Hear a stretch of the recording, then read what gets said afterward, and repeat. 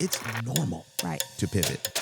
Shouldn't everyone be thinking that though? I can't think of anybody who has done the exact same thing their entire creative career. Nope. And you move on. Correct. People are not one dimensional. I really just want to know. You just want to know how it all works. One of the things I love about basketball is of course, it's a team sport. You got to work with people. You got to learn how to work with people, play to your strengths. And my brother, who is 6'6", and I am not, I always tell people he stole all the hype. So I came right after him and there wasn't any left. There was nothing left. No, nothing, because I'm not even 6. I didn't Bless even, you. Yeah. I wasn't going to tell people how tall you are. I'm not I wasn't even going 6. to. No. Even my son. All right, that's a whole nother story.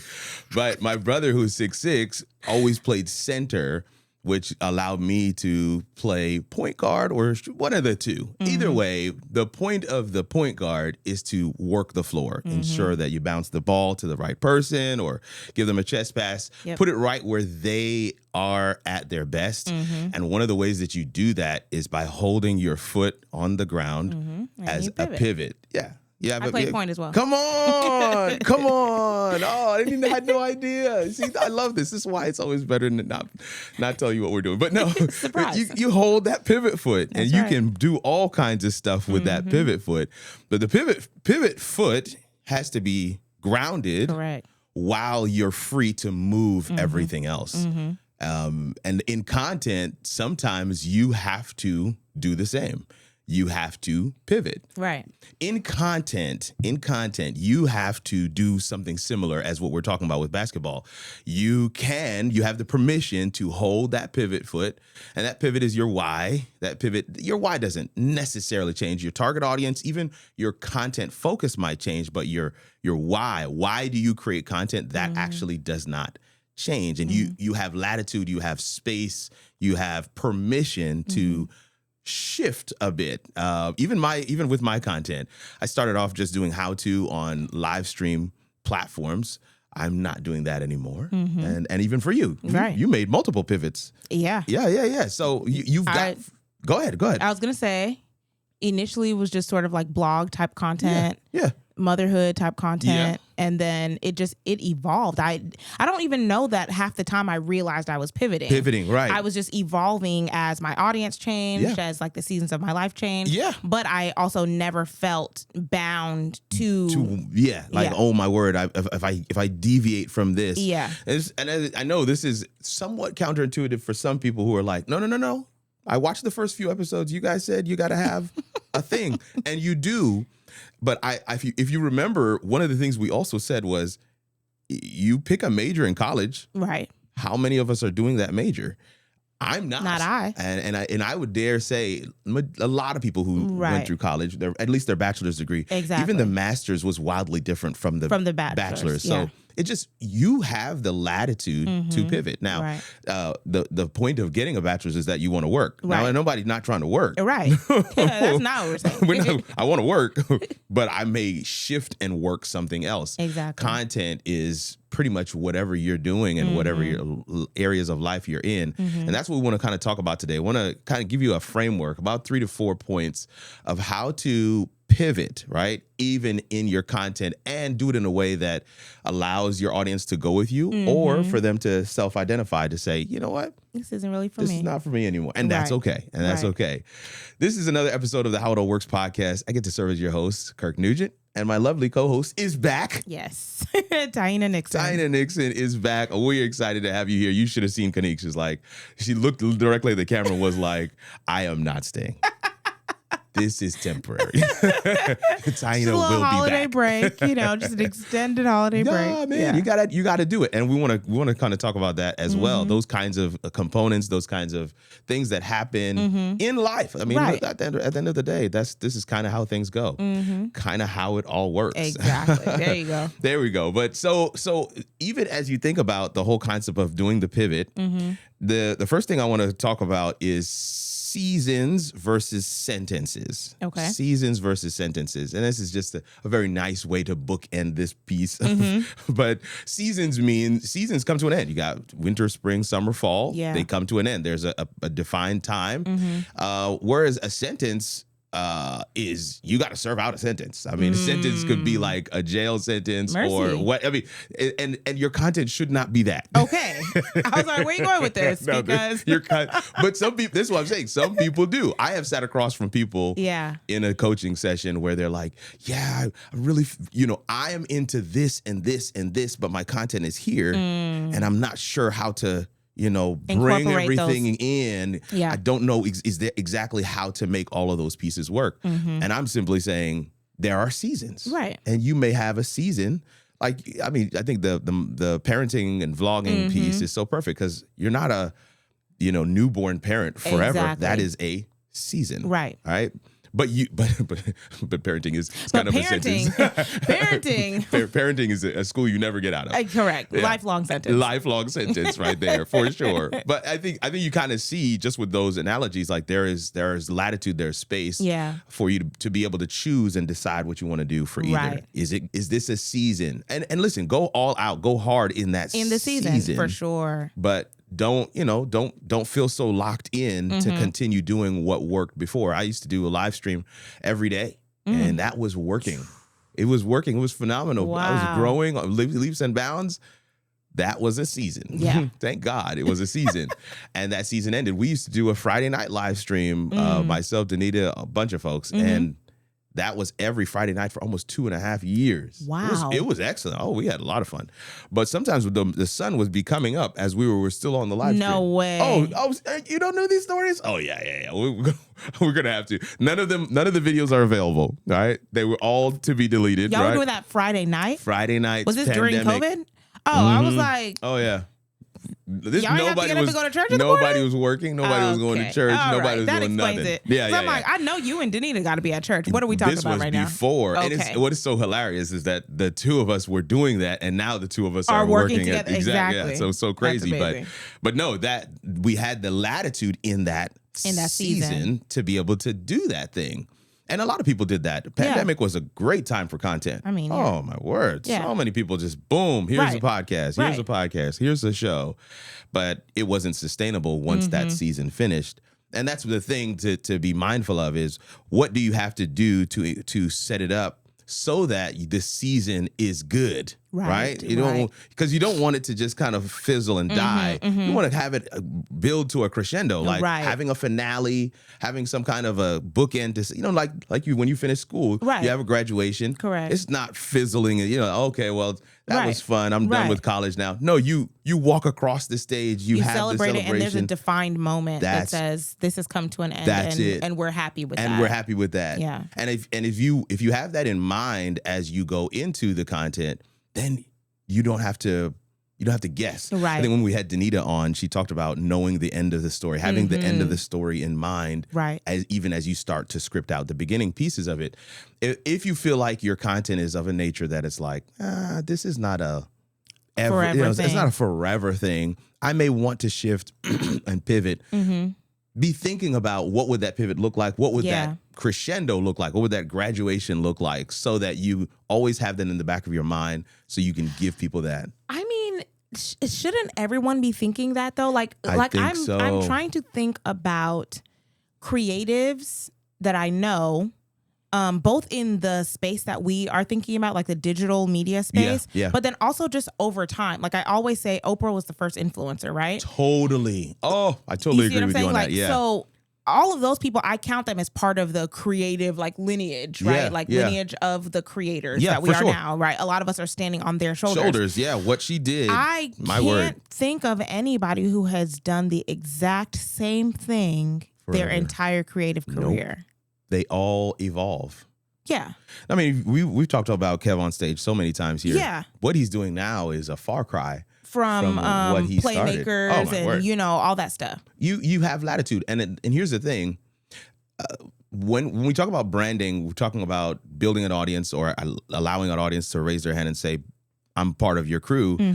The the initial thing that brings them in is that you're serving them, and you're serving them powerfully. You're serving them specifically with whatever particular value or transformation that you provide. But over time, they're just wanting to work with you. I used to do this masterclass series a couple of years back. I used to do one a month, and I had multiple different topics. No two topics were the same.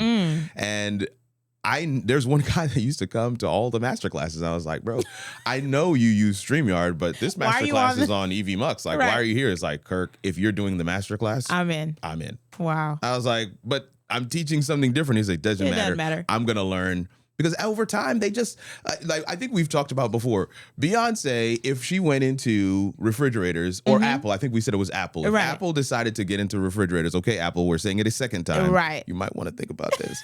But if they decided to get into refrigerators, the Apple crew would follow them right in.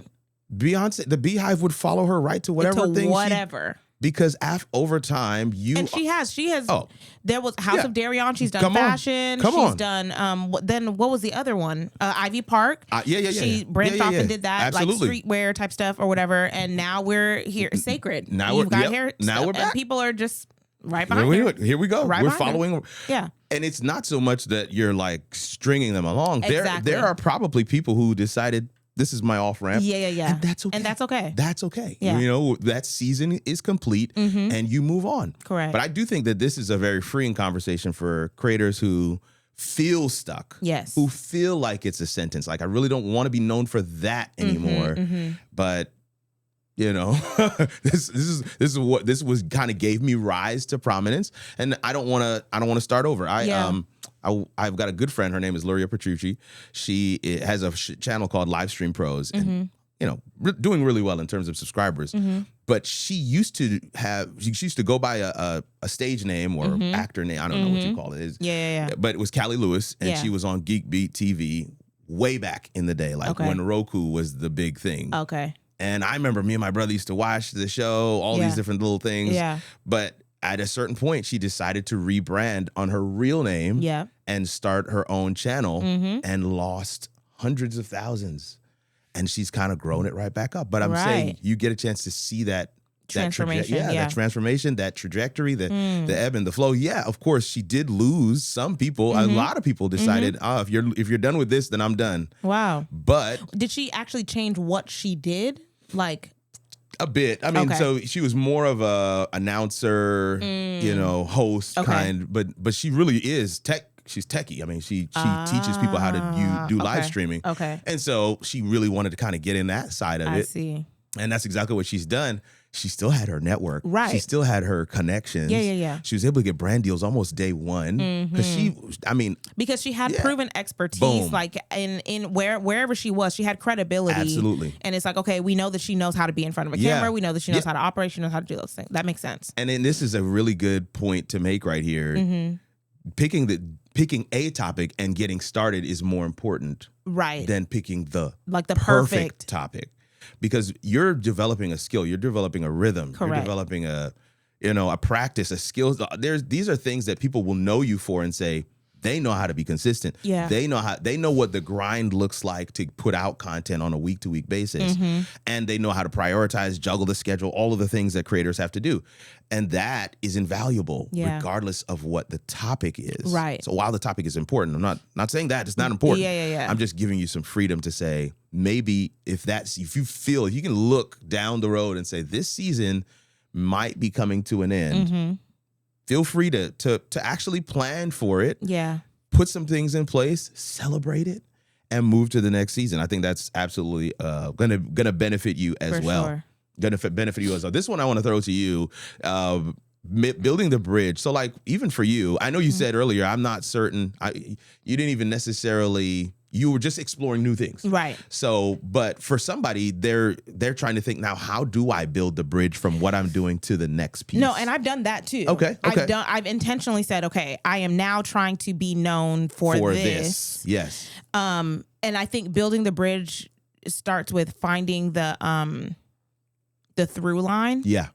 So like what is continuing to be true exactly about me and about what I'm doing. Absolutely. Right? Yeah. So initially, you're not completely wiping the table I'm not clean. wiping it all away and starting from scratch. Yeah. So that is what works best for me. It helps me feel like confident in what I'm doing to say, wait. I know this might be new. The way that I might be presenting this might be new, or like the topic itself might be new, but I am not new to this technically. There you go. Right. And so for me, let's see. So when I was pivoting from just influencer to influencer and life coach to women, right? The Very through specific. line for me was women.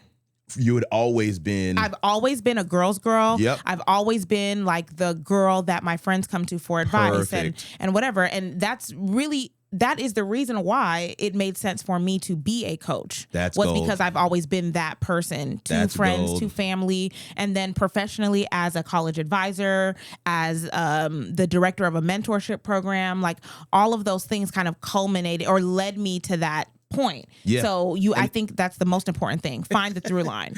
Yo, I'm looking at what I have, and you literally almost word for word just said that exact line. Like it says, I used to talk about old topic, and that taught me these lessons, which led me to new topic, which is exactly what she just said, but with her own details and experience built in. Yeah. And that's what you can always do those things. In fact, you can begin to tease in the content right now. Correct. Man, I'm really passionate about this. I would love to help people go deeper with this. Yeah. This content doesn't allow me to, you know what I mean? You can start to kind of pre-frame, plant that seed. Yeah, because I was going to say, for me, it wasn't like this has ended, this other thing began. Gradual. I was still an influencer, like all up until... Really, I almost never stopped being an influencer. I was going to say that's a good thing too. Right, I didn't stop. I just didn't focus all of my attention on influencing and sharing affiliate links and working with brands. Right, like which is what I primarily did initially as an influencer. Even before I got brand deals, I was just setting it up so that people could see, these are things that I use that I recommend to you. You can purchase them here, and I will get a small commission. Right, then brands are like, she knows how to sell. Boom. Okay. Her audience is primarily women. She speaks to these women all the time about these things. Right. Now we can pay her to promote us to these women. Cool. And you've grown the audience. Right. And this is the thing.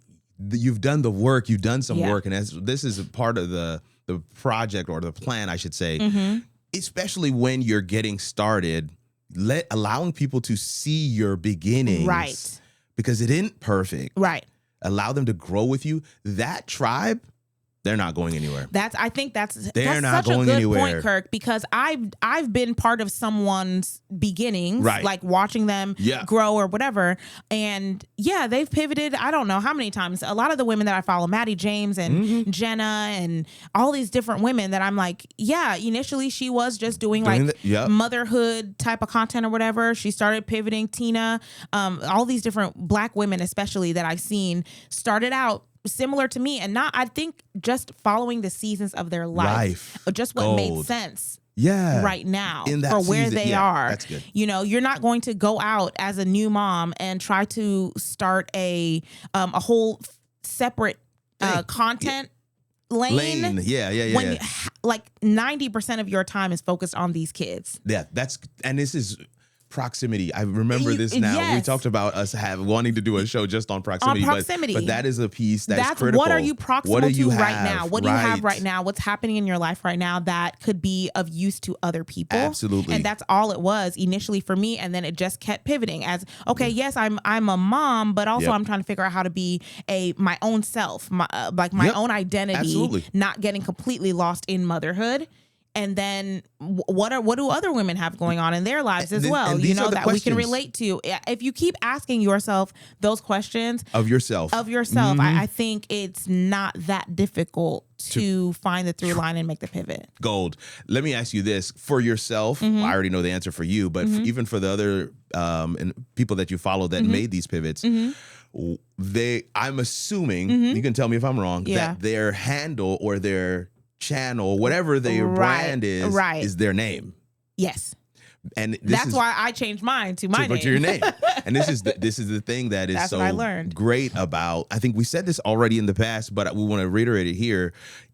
in order to ensure that you can pivot, yes, just don't. So I didn't name the channel How It All Works. Right. I named the channel Kirk R. Nugent. I'm about to find it. There was a podcast by one of the women I just named, and I can't remember her last name because I haven't listened to her in a while. Jenna Kutcher. Okay. Jenna Kutcher was like sort of in the orbit of some of the other women that I was already following. So I learned about her. I started listening to her podcast. And see, that's the kind of thing that happens too. Yeah. You'll be recommended because she's in that same orbit. In that space with those women. Yes. And so I started listening to her podcast, and she was talking about pivoting. Like I think it was her podcast for a season was specifically about pivoting. Like that's all it was about. Wow. Because she had done it several times over. And so she's like, I feel like an expert at this point. I can share this information with you guys. Here's how to do it. Here's how to pivot. Yeah. And so she was talking about that, and she was like, you know what?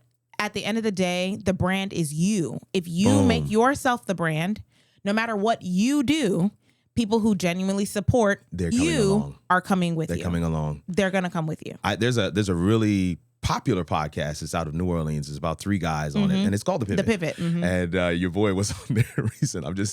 your boy Kev on Stage was on there recently, and there's a viral clip.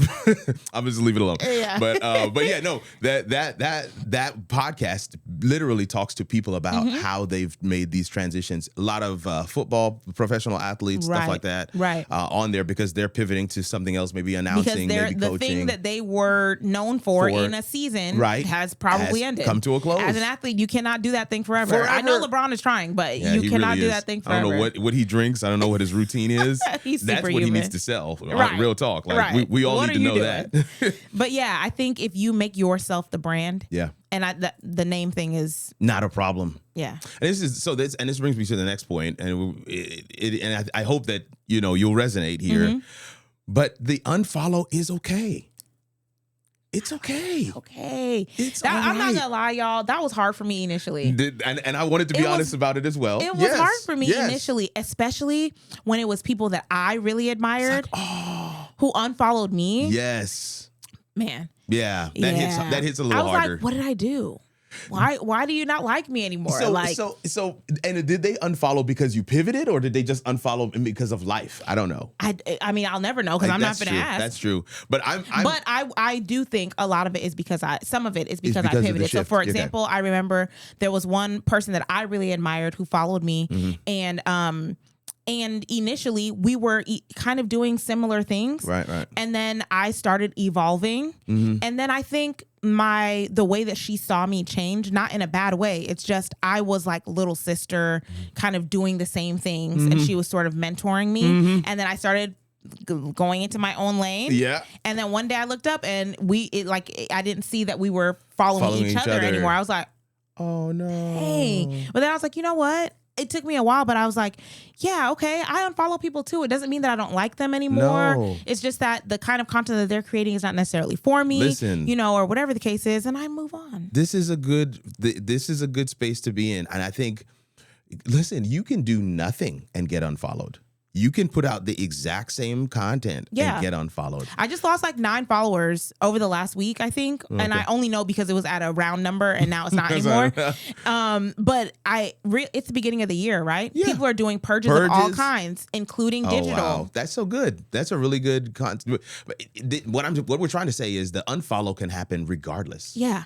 But if you are getting ready to make a pivot, give people the opportunity to unfollow. Right. A good friend of mine, he changed his mailing list to something totally different. He had hundreds of people on his mailing list, but he's now making this major pivot so that his mailing list is going to have a different format and a different focus. Okay. Really.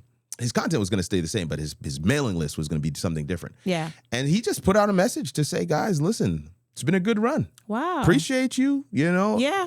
The unsubscribe button is right there. Yeah. This is what we're going to be doing next. A lot of people did leave, but there was a lot of people who said, I'm rocking with you. Yeah. Yeah. And I would say, so let's say he grew his mailing list over a course of 3-4 years. I would say he lost maybe half of that and grew it back to eclipse that number in 6 months. Wow. Because he had a lot more clarity. Yes. And he had a lot more experience. He knew how to do the lead magnets. He knew how to do the ad read, his own ad read and his own content to get people to go grab the lead magnet to grow the list. You approach things differently. Like the number one question I love that people ask established creators is, if you were starting over today, what would you do? With all the knowledge that you currently have, what would you do? And that is essentially what he ended up having to do in this scenario. He took all of the knowledge he had from growing that thing to where it was and basically decided to start over, but didn't start over. Right. He allowed the audience that wanted to rock with him to rock with him. But man, the unfollow is not that bad. It's in that scenario, especially as you give them space. For some people, they may have forgotten they were subscribers. Correct. So that email may have woken them up like, man, I haven't read this guy's emails for years. Let me go ahead and hit the unsubscribe button. Yeah. And so that actually that's a very natural component. And you want as many engaged followers, subscribers as possible, right? Yeah. So that means letting people Engaged. go is good because they're not a drag, right? Yeah. Like on your engagement. Yeah. If you have this many followers, but it's only these 10 who are engaging with you, it's better to just have the 10. Just let me serve them. Just let me serve the 10. My engagement will be better.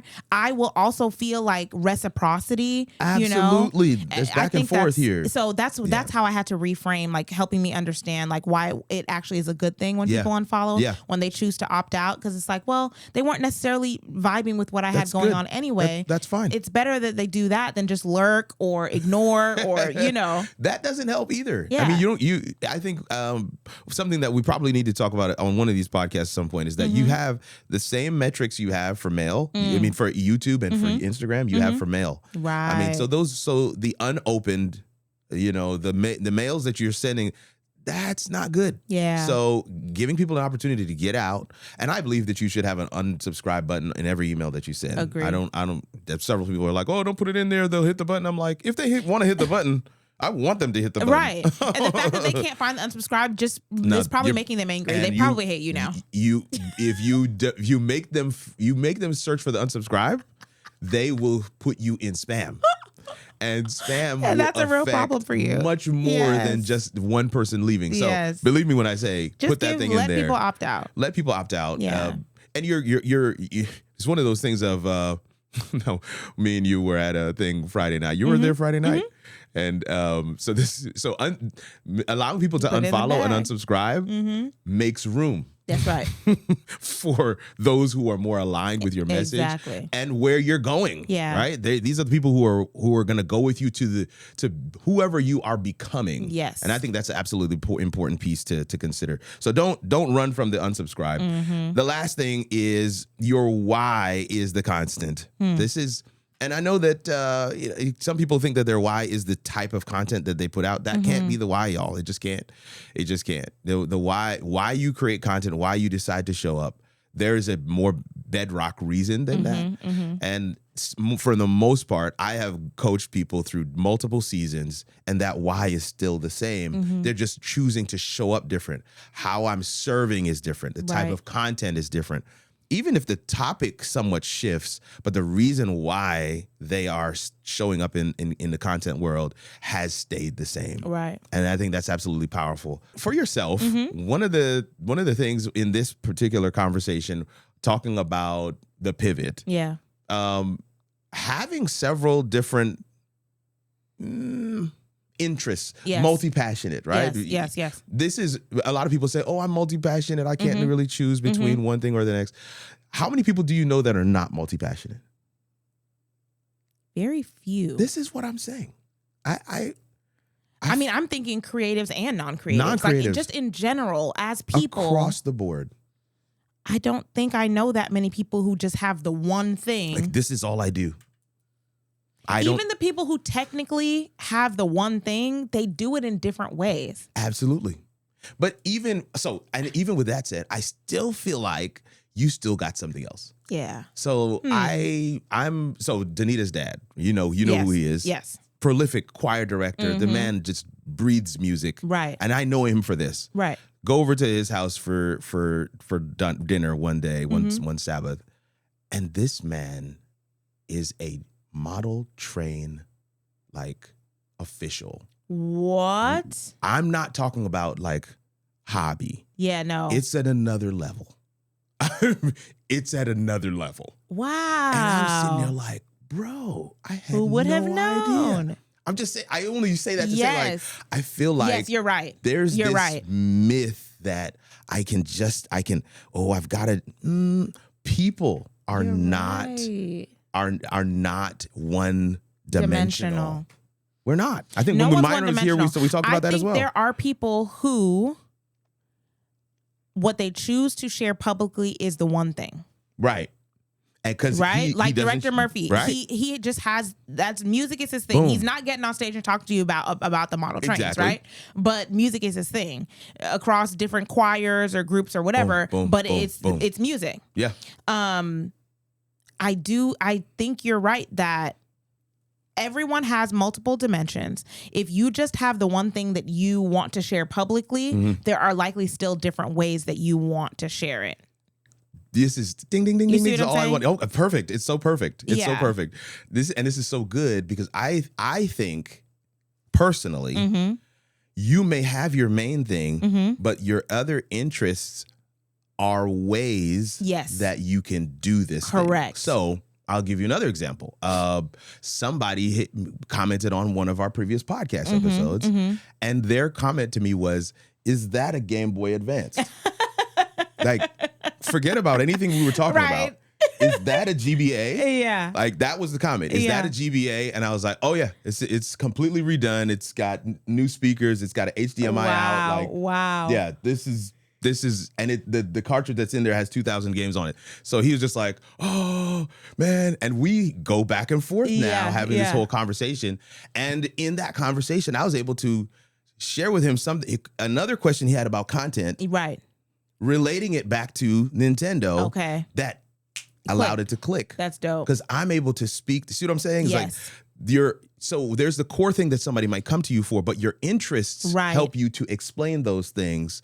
Our pastor is a parent, and he uses these parenting analogies all the time. Yeah. And it's not that the parenting analogy is what he's known for. Right. He's still delivering a message, but that parenting analogy, it works. Who's not? Works. You are either a child or a parent. Or one of the two. Exactly. I mean, so you're going to connect in some way. You're going to connect in some way. So it works. And I would even say, now I've never said this to Doc Wilson, but I would even say, as a music director, I think there's so much that he could pull from his train love that he could use to teach music. And this is what I'm saying. When we start to stack our interests, you begin to be the king of that niche. Correct. Because who's stacking their love for Nintendo and content? Nobody. Right. I'm by myself now. Right. And this is what we talk about when we're saying you got to niche down. Maybe niche up. Right. Because now you're stacking your interests. Okay. So you're an influencer, speaking to women. We're going up. Right. Parenting. Right. We're going up. Right. Life coach. We're going up. Right. Life coach to women. Now, when you start to put all of those in that bucket, it's a very specific space. Now, it's not hundreds of people that are It's really maybe you and maybe one other. And I think for me, the reason why I ended up in some of the spaces that I have been is because it's all of that plus Christianity, and I have included that because that's just a real part of who I am. You can't not. I can't not bring that into it, and so then people have said to me so many times, they've seen me all these different places, and they'll be like, "I saw you on this podcast. I saw you on Breath of Life. I saw you on whatever," and it's because yes, I am a life coach and all those other things. I have a background in public health, so I have it. So it's like all of those things. I am going to include those because that's part of who I am. Yeah, and so that makes it. Yeah, you're right. It gives you an edge, and it allows you to be much more specific. One of the pilot program that we're finishing up, the A-List Digital Footprint. One of the things I do with them is we go through their history. I mean, I'm literally sitting down and just asking them random questions. So why do you do that? Oh yeah, well, my mom used to do this when I was growing up, and I really never thought about that. Right. And I'm just picking out pieces. And I begin to put it together as a brand statement. And when I read it back to them, to a person, they're like, oh my gosh, because they know what they've told me. Yes. But they didn't know how I was putting it together. Yeah. That, to me, I just feel like your story. Yes. And this is why the pivot is so, it's actually part and parcel. It's normal to pivot, but your story will influence or inform you on what it is you are uniquely qualified, almost unfairly, right? I have a question for you, though. Talk about it. What is your through line? For me? Oh man, for all of the things for me, it comes down to the way that I think. It's a process driven, system driven approach to life. Processes and systems. Absolutely. That's the through line. And it's literally everywhere. That's why I loved IT, because it worked. It made sense. It's why I love media, because media to me is like, it's IT's cousin. But then content was a tough nut to crack, because I wasn't quite sure, like, okay, what's the process here? It just seemed like it was haphazard. It didn't seem like there was a strat, like, okay, they went viral. I went up, put out the same video. Yeah. So, but it also, my process, my mind, the way that my mind works allows me to be, or forces me, I don't even say allows, but it forces me to ask those other questions. So what did they do? Yes. Let me dig a little deeper. Oh, okay. Let me take a look at the analytics. Because you this just is want to speaking know. to me too. I really just want to know. You just want to know how it all works. Oh, yeah. No. Oh, gosh. I'm done. Let me be quiet right now. You just want to know how it all works. You are so correct. The whole time you were talking, I was like, it's just how it all works. That's what you're trying to say. Oh my gosh, my own branding just went down. That was gold. I'm leaving it there, y'all. I'm leaving it there. That was so good. The pivot is very much normal. Yes. It's normal. Don't feel no way about it. You can pivot. Pivoting is a natural thing. And when you pivot, you will have greater clarity, I think, because I don't think you're throwing anything away. You're actually evolving. I like the term you use. It's just, you're evolving into someone new. This has been another episode of the How It All Works podcast. And man, I hope that you guys drop a comment below. Let us know in there what it was that spoke to you, what stood out to you. Which part did you resonate with? Are you also struggling with the unfollows and the unsubscribes as well? Listen, you're not alone. Are you planning a pivot, or did this episode make you think that you might want to pivot? Did it give you permission? Right. Did it allow you latitude to be like, oh, okay, so I don't have to be so hard? But we want to know those things. We want to hear from you. Go ahead and drop a comment below. And if you need to sit with somebody to kind of talk through that strategy and that plan, man, hit us up. Our handles will be on the screen somewhere around here. We're excited for this podcast, excited for this space that has been created, and we hope that you keep rocking with us. Man, my name is Kirk Nugent. I always want to make sure that we identify ourselves, and this is my lovely co-host, Taina Nixon. We'll see you guys in the next one. Bye.